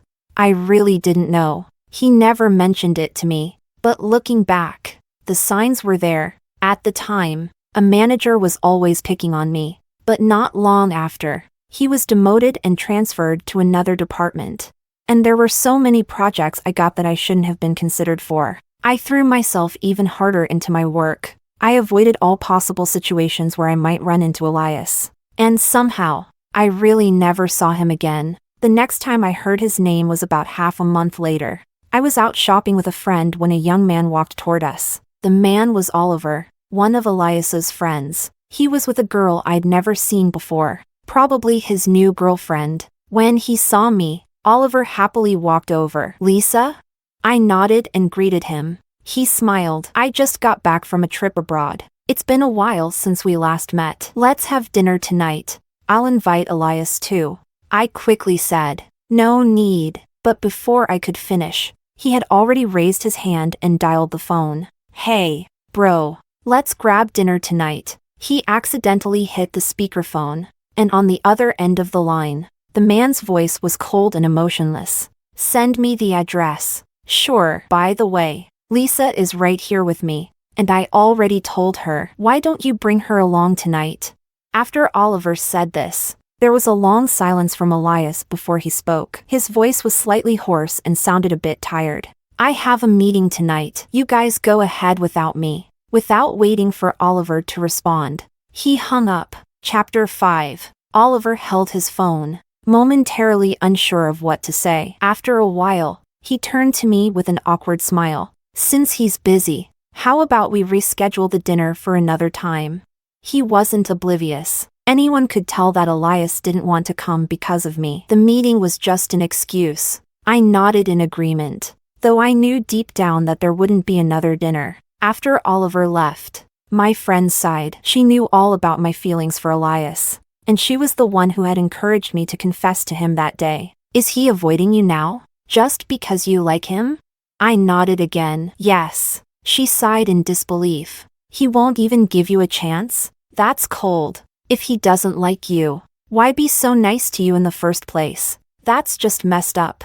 I remained silent. That night, as I lay in bed, I thought about everything for a long time. I remembered how I first met Elias. It was a distant memory, not a particularly pleasant one. Elias had always been admired and popular. He was the golden boy, admired by everyone the moment he arrived at school. That year, I was still quite ordinary, blending into the crowd and hardly noticeable. The one who was actually with him, the one who had his attention, was my roommate, Elena. Unlike me, she was bold and unreserved in her affections. From the beginning, her intentions were clear. She straightforwardly told Elias that she liked him. Either they'd be together, or they wouldn't acknowledge each other in the future. None of that "you're great, but let's just stay friends" nonsense. She didn't want to hear it, and she wouldn't accept it. Looking back, maybe those words impressed Elias.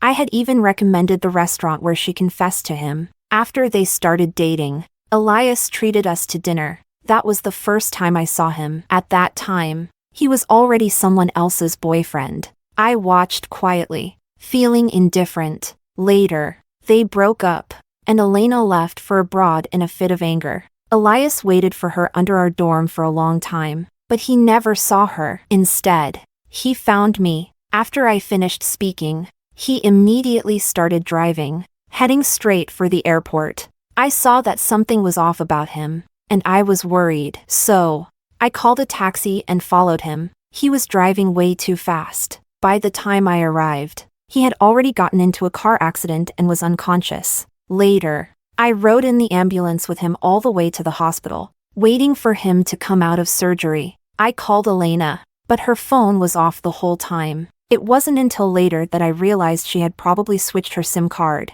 That night, I was the only one by his side. The next morning, I contacted his friends and family through the school. I never went back to the hospital after that. When he woke up, his family mentioned me to him. Once again, it was at the dorm building where we met. Tall and composed, he sent someone up to find me. I thought it must be something urgent, so I rushed downstairs. But when he saw me, he suddenly smiled. "So, it was you." At that moment, a complicated feeling stirred inside me. Before that, we had crossed paths a few times, but he had never matched my face to my name. I said, "Yes." Then, after a pause, I added, "Elena." His smile froze. Forget it. He meant that he and Elena were done. I was momentarily stunned and didn't ask any more questions. From that day on, he often sought me out, bringing me into his inner circle. At first, I was indifferent, but over time, I began to feel something. Eventually, I fell for him. Falling for someone like him was such an easy thing to do. He had only ever been in one serious relationship, and it left him deeply hurt. Elena came back a few times, trying to reconcile with him, but he remained distant, as if he had never chased her to the airport in a passionate rush. Last month, when news of Elena's wedding reached him, he gracefully sent his congratulations. It was then that I knew for sure he had truly moved on. More than one person told me, with how much Elias values you, and the fact that he hasn't had anyone else around all these years, I can bet on it, you two will end up together. Hearing it so often, I started to believe it. But falling in love, especially unrequited, is tricky. Take one step back, and you're left unsatisfied. Take one step forward, and you either get what you want or lose it all. I wasn't so lucky, it was the latter. Chapter 6. When I cut off contact with Elias, the happiest person had to be Nicole. We had gotten into a fight once. She couldn't stand me, and I didn't like her either. As women, we could see right through each other's little schemes. Not long after, I received a package. The sender was Nicole, but the return address was Elias's villa. I opened it, and inside were the things he had given me that day, the ones I hadn't accepted. I thought about it for a moment, then put them away. A wave of sadness washed over me. Elias had always disliked Nicole, just like I did. How had things come to this between us? And yet now, he seemed to be getting close to Nicole again. Not long after, my cousin called me. After a few exchanges, as usual, she mentioned Elias. She talked about how considerate he was, how he had even made a special trip to buy nutritional supplements for my aunt and toys for my little cousin. 4 years ago, when my cousin got engaged, it was Elias who accompanied me. Before we went, I had told him that my parents had passed away, and that I had been raised by my aunt. Normally, he was so laid back and indifferent, but that day he was particularly thoughtful. He took care of many things I hadn't even considered. At the end, he even gave a large red envelope as a gift. I listened quietly. After a moment, something occurred to me, and I asked, "When did this happen?" My cousin replied, "A couple of days ago." But he didn't seem to be in a good mood that day. He was acting strange. I asked him why he didn't bring you along, but he didn't answer. I took a deep breath. What was this supposed to mean? If he had already decided to distance himself from me, why was he quietly doing all these things? Did he realize that the more he did this, the harder it would be for me to ever forget him? This couldn't be what he wanted. I said, "If he comes by again, don't let him in. We won't be in contact anymore." I confessed to him. He rejected me. My cousin was momentarily stunned, then tried to comfort me for a long time. Not long after, she and my aunt started arranging some blind dates for me. I was getting a headache from it all, but it had practically become an obsession for my aunt. She had always thought Elias and I would end up together, so she hadn't been worried. Now that she knew it wasn't going to happen, within a few days, she was so anxious that she had broken out in cold sores. I had no choice but to meet 2 of the dates. When I ran into Elias, I had just finished meeting the second one. As I stepped out of the private room, I bumped into Elias and his group. He was dressed in a white shirt and black pants, his face expressionless. After not seeing him for over a month, his demeanor had grown much colder. When he saw me, he instinctively took a step forward, but then he remembered something and abruptly stopped, turning his gaze away. It was as if he hadn't seen me, but his friends had already noticed me. They seemed unaware of what had happened between Elias and me. They all invited me to join them for dinner. Oliver glanced at Elias and tried to dissuade them, saying, "Come on, Lisa just came out of a private room. She's already eaten. Don't force her to stay." Just as he finished speaking, a phone rang among the group. Someone answered, spoke a few words, then hung up.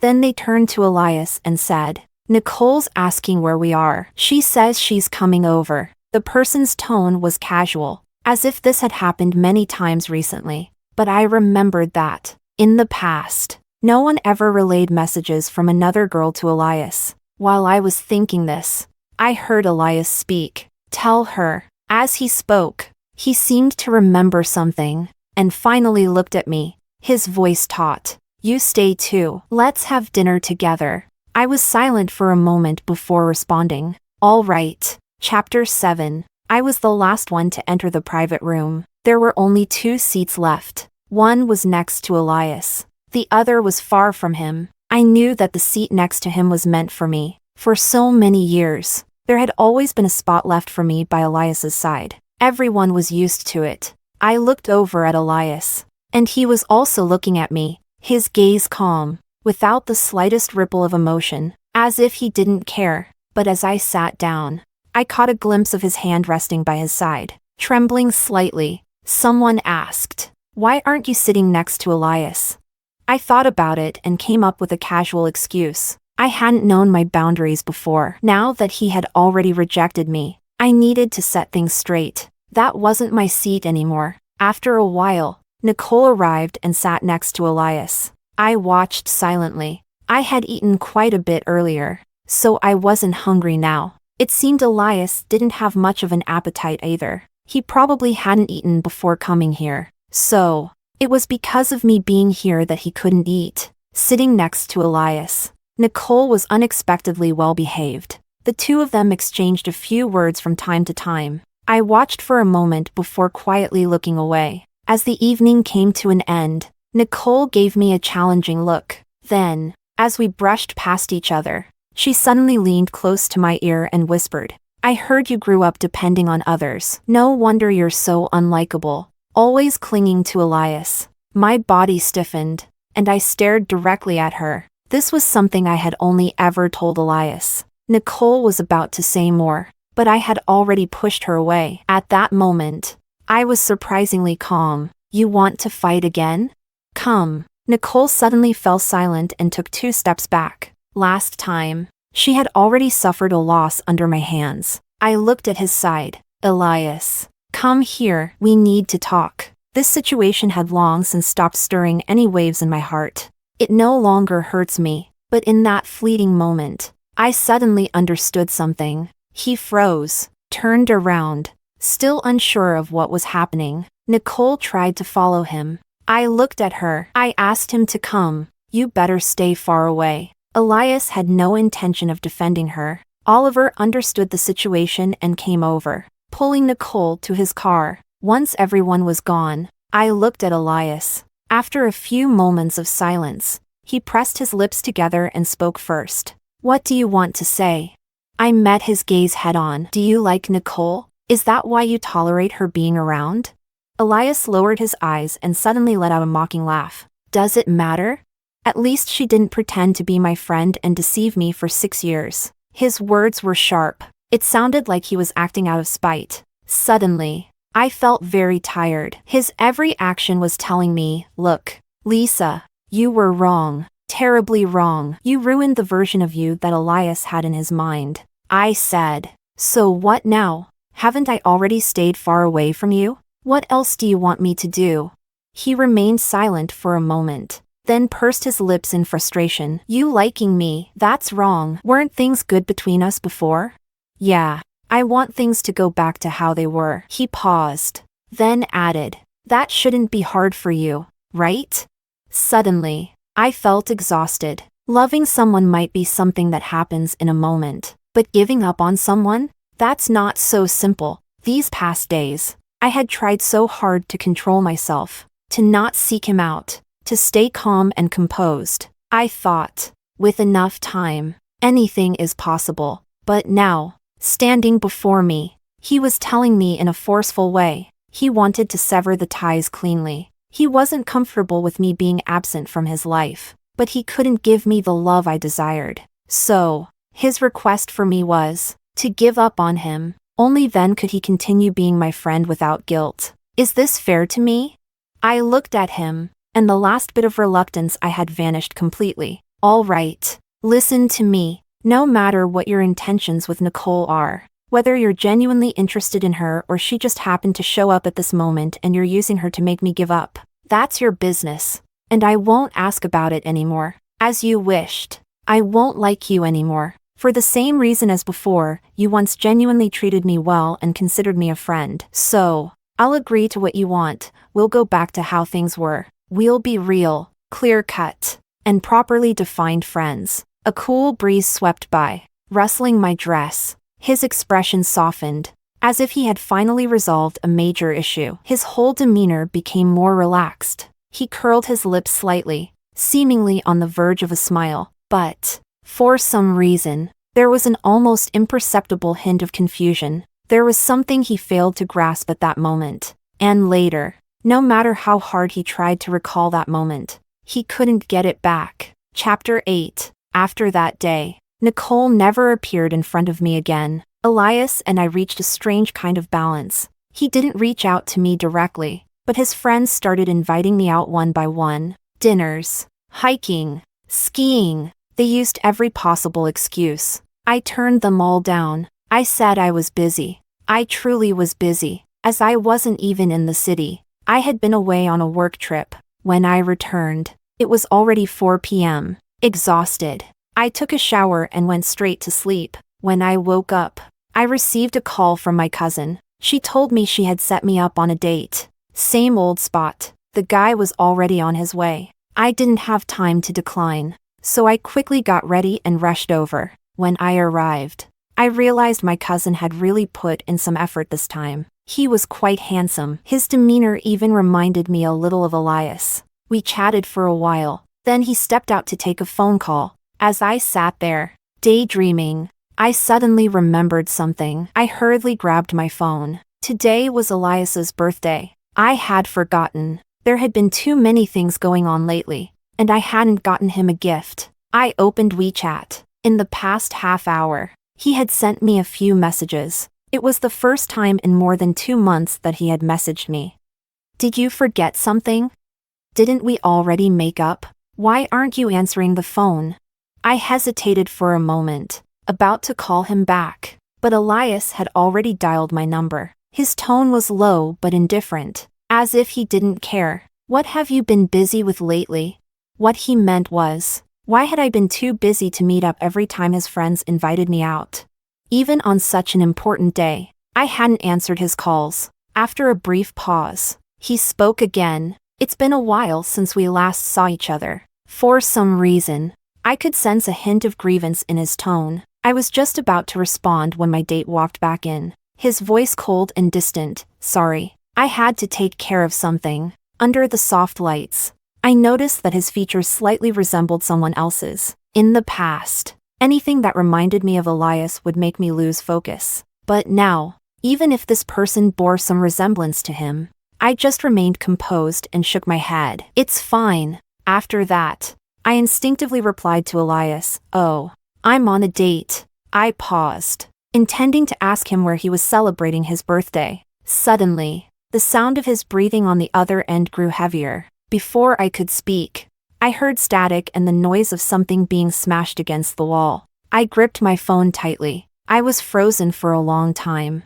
The man in front of me asked, "Is something wrong? If you have something urgent, you can leave." I flexed my fingers. I still couldn't fully process what had just happened. Had I said something wrong? Elias rarely lost his temper. Why would he smash his phone just now?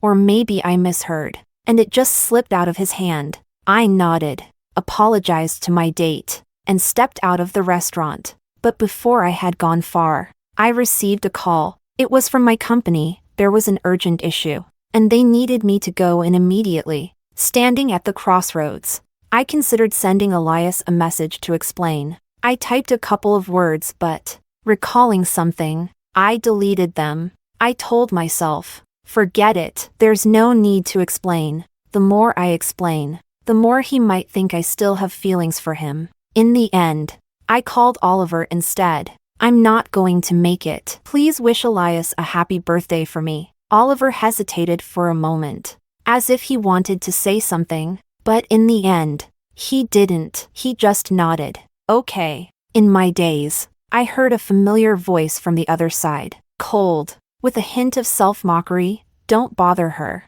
If it had been before, knowing I almost missed Elias's birthday, I would have rushed over without a second thought. But perhaps Elias didn't need me to do that for him anymore. What he needed was just a friend. Much later, I found out. That day, Elias had been looking forward to it since early morning. Everyone believed that, of all days, I would never miss his birthday. He personally checked every detail of the banquet over and over again. The flowers he had arranged were my favorite roses, and the perfume was the one I loved most. He had thought of many things he wanted to say to me. After all, it had been a long time since we had a proper conversation together. But from morning until late, even after the scheduled start of the banquet had passed, his phone still hadn't rung. Someone, noticing his lost expression, joked with him, Elias, are you in love with Lisa? We've all noticed it for a while now. The way you treat her is different. Elias, almost sluggishly, repeated, I treat her differently? I love her? The person nodded.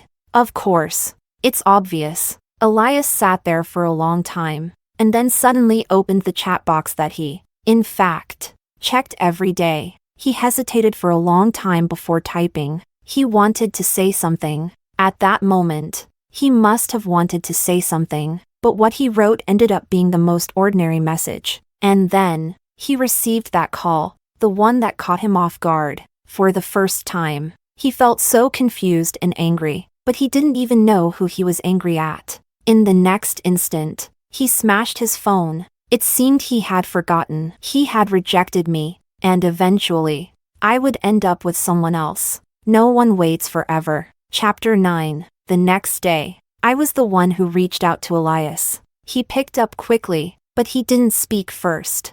I didn't bring up what happened the day before and simply said, I've already sent your gift. It should arrive soon. He paused for a moment, his voice a little hoarse. Why? You finally called, and you don't even want to say happy birthday to me? I said, happy birthday. He chuckled but didn't hang up, as if trying to keep the conversation going. He asked, did you make it yourself? I froze. I hadn't expected him to ask that. Does it matter if I made it myself? No, I replied. Looking back, the gifts I used to give him were a bit too personal for just friends. This time, what I sent was very proper and formal. He fell silent again, and after a long pause, I heard the sound of a lighter on his end, with a cigarette between his lips. His voice was muffled, and he seemed a bit nervous. How did your date go last night? Was it successful?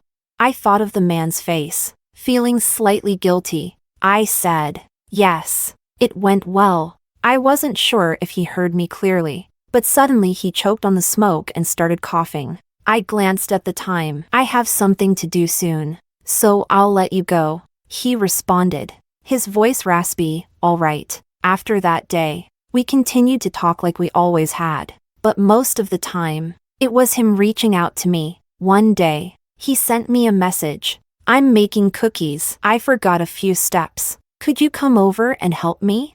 I don't know when it started. Our conversations had turned into phrases like could you?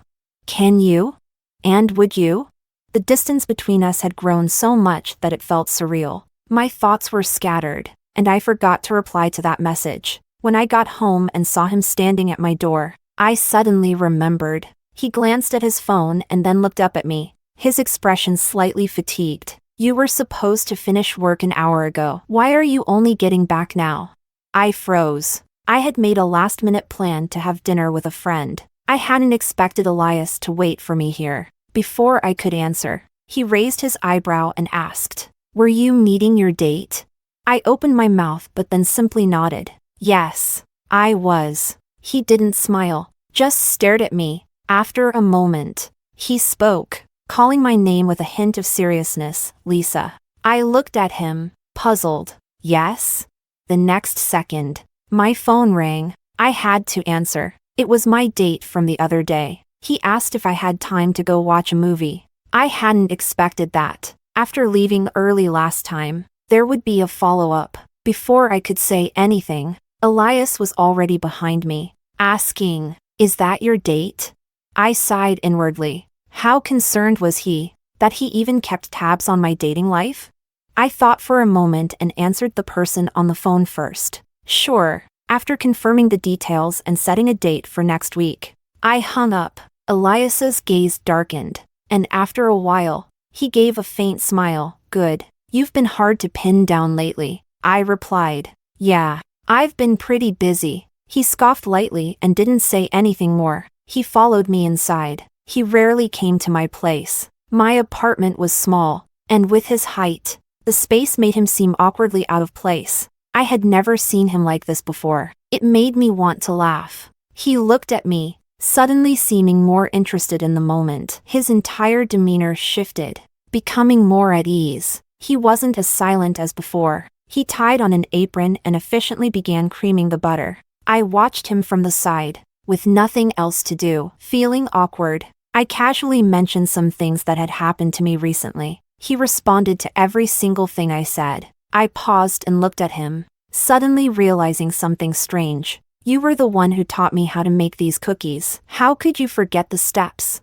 And he hadn't even asked me once what the next step was. The room instantly fell silent. I heard the sound of something almost getting knocked over. His voice was strained as he answered. I just remembered. Chapter 10. Slowly, Elias and I went back to the way we used to interact. But I wasn't sure if it was just my imagination, or if he didn't seem as happy. A couple of days later, one of his friends had a baby's 1-month celebration. I was invited too. Afterward, a few of us gathered for a meal. I hadn't planned to join, but Elias grabbed my wrist and said, "If I get drunk later and you're not around, I won't be able to get home." The night was deep, and his tone was pitiful. He looked down at me, his eyes full of unspoken words. I thought for a moment and agreed. After all, it was the last time. He had been so good to me before, and taking care of him for a bit wasn't a big deal. It's just friends helping each other out. 2 weeks ago, I received notice that I'd be sent to work in another city. It could be 6 months, maybe longer. I was leaving tomorrow. The drinks flowed, and the atmosphere grew lively. Suddenly, someone suggested playing Truth or Dare. Before long, it was Elias's turn. Someone asked, "Elias, is there someone you like?"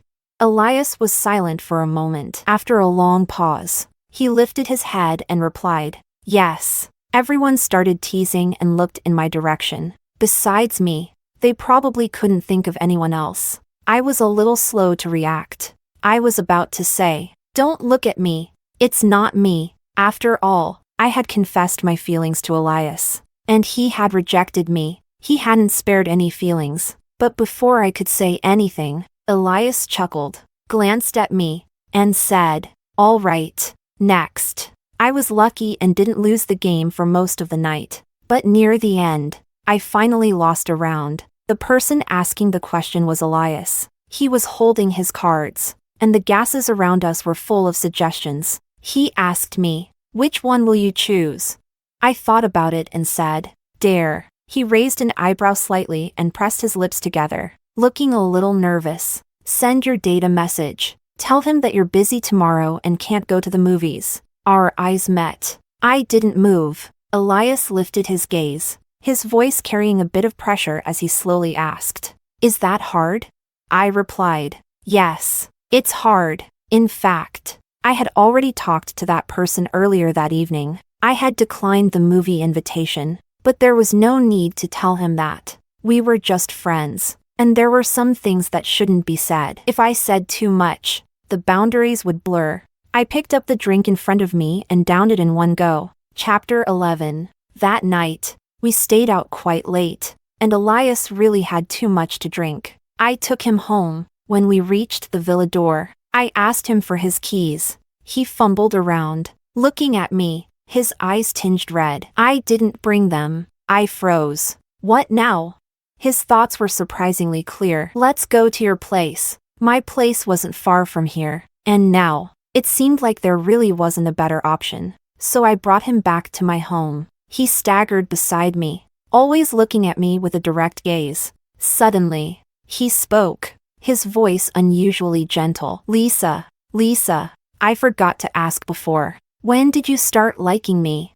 I didn't hesitate much. 6 years, Elias. I've liked you for 6 years. This topic has almost become a forbidden one between us recently. But now, he must have been drunk. So he asked. He pursed his lips and suddenly stopped talking. His entire body seemed to tense up. Once we were home, I made him some hangover soup. He sat on the couch, holding the bowl, taking large gulps, his shirt a bit disheveled. He looked at me and said, "It's good." I couldn't help but laugh. There was nothing particularly good about it. After he finished, I squatted down to take the bowl from his hands, gently coaxing him. Just then, the lights went out. There was a power outage. As I was about to stand up, his hand suddenly gripped my waist. I fell onto him. Our breaths mingled. Under the influence of alcohol, his grip was strong, almost possessive. His lips were nearly touching mine, his breath warm. He called my name, over and over again. Lisa, Lisa. I pushed him away. Enough. Just lie down and sleep. It's almost morning. I had an early flight. I hadn't even finished packing yet. No time to waste here. After a while, the lights came back on. Elias looked uncomfortable, struggling to pull at his clothes. I leaned down, intending to help him change into something more comfortable. In the past, whenever he drank too much, I'd always take care of him like this. But the thought quickly disappeared. It wasn't right anymore. I turned around, intending to head to my bedroom. But suddenly, he grabbed my wrist. His grip was tight, his breathing growing more erratic, and he was muttering something. I couldn't quite make out the words. I could only faintly catch words like regret and like. Moonlight spilled in, casting a glow over him, and I suddenly thought, oh, this is the man I've secretly loved for 6 years. By the time I left, Elias still hadn't woken up. I called Oliver. Elias is at my place. Come pick him up. Oliver instinctively asked. And what about you? I looked at the suitcase by my side. I'm going away for a while. I won't be back anytime soon. He was silent for a moment. Does he know about this? Did he let you go? I was a little confused. Why wouldn't he let me go? Oliver was at a loss for words. And after a while, he stammered. What I mean is, even if it's for work, you don't have to go so far. Elias could set things up for you here. I smiled. There's no need for that between friends. Chapter 12. When I moved to the new city, I had to readjust, finding a place to live. Settling down. It was busy, but it felt good.